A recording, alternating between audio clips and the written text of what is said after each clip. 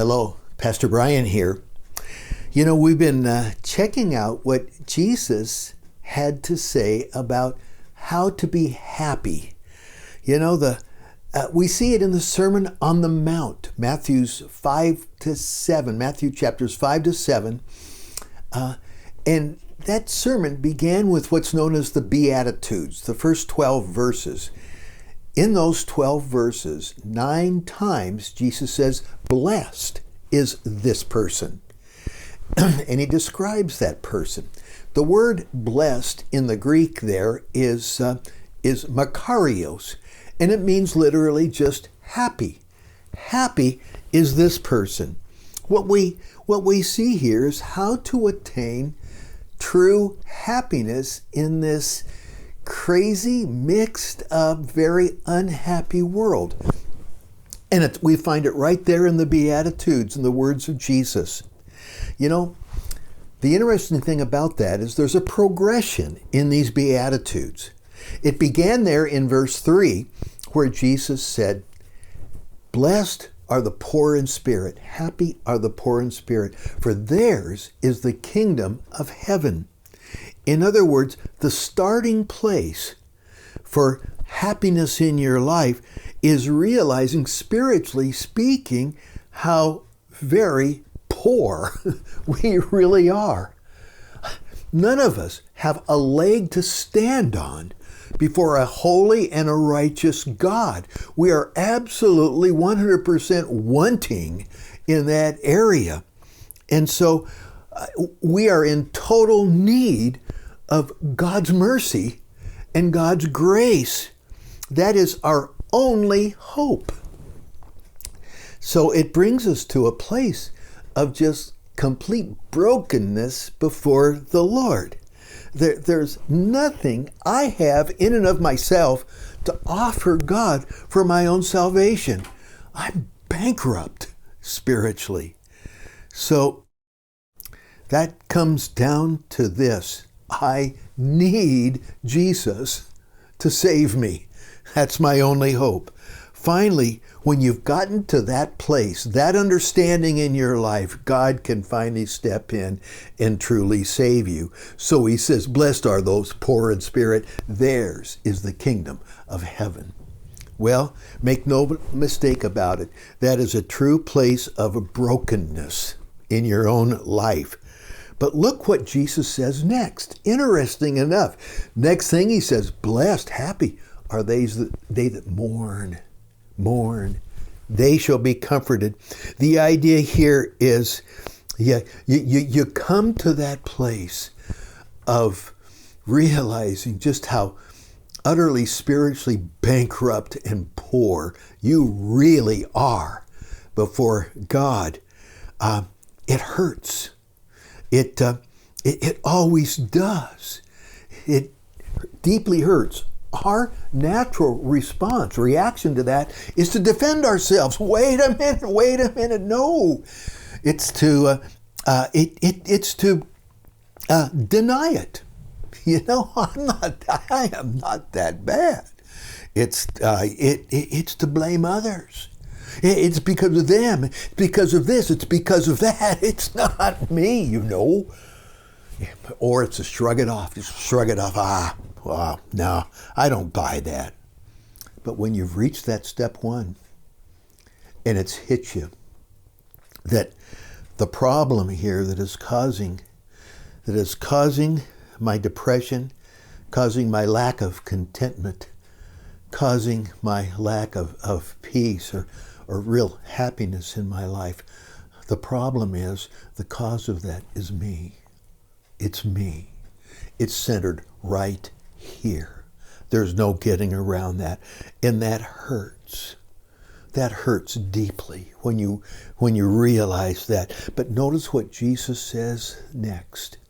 He says, blessed, happy are they, those who mourn, have come to that point in their life. Jesus is saying that's actually a good place to be, finally. When you finally reached that place, that's good. James, in James chapter 4, verse 8 to 10, he puts it this way: draw near to God, and he'll draw near to you. And he says next, cleanse your hands, you sinners, and purify your hearts, you double-minded. That's realizing poor in spirit you are. He goes on in verse 9, lament and mourn and weep. There it is. Blessed are they that mourn. Let your laughter be turned to mourning and your joy to gloom. You've come to that place. Verse 10, humble yourself in the sight of the Lord. See, that's what you've done. And he will lift you up. Did you hear that? He will lift you up. Wow. And Jesus essentially is saying that same thing. He says in verse 4 there, blessed are they that mourn. They shall be comforted. That is a comfort that comes directly from God himself. You can't come to that place of mourning in your life without receiving that comfort from God, that him lifting you up from that place. It's a very special and it's a unique comfort because it's deep within your innermost being, way down in your spirit. And the beauty is that comfort from the Lord can come in all different ways, various ways. You might be listening to a teaching, a sermon or something, and something that is said, God just massages it right into your heart and brings a deep inner sense of comfort from the Lord. It may be something you've read in the Word, or heard a verse spoken, or something in the Word that just jumps right off the page and ministers right into your heart and speaks deeply to your own spirit, bringing you a wonderful sense of comfort from the Lord himself. It could be a song, a Christian song, a worship song, something like that just does a deep work in your innermost being of comfort. It can be a friend saying something or doing something that just, wow, Lord, you've spoken to my heart. It could be a circumstance. Something happens, and did you see that? And the Lord just does that wonderful work of just lifting you up, of bringing you a comfort from on high. That's a work of God. This comfort that comes from the Lord himself really is inexplicable. You just have to experience it for yourself. That's all I can say, but it's real. It's really there, and God is faithful. I'm here to tell you that however God does it, or whatever the timing of it is, it's like we're told in Psalm 126, verse 5 and 6, where he says, those who sow in tears shall reap in joy. He who continually goes forth weeping, bearing seed for sowing, shall doubtless come again with rejoicing, bringing his sheaves with him. God will, a promise from on high, bring that very special comfort to your heart and your soul and your spirit. So Jesus said, blessed, happy are they that mourn. They shall be comforted. Well, the person who comes to that point in his life is truly on his way to deep inner happiness in his life. That's the point.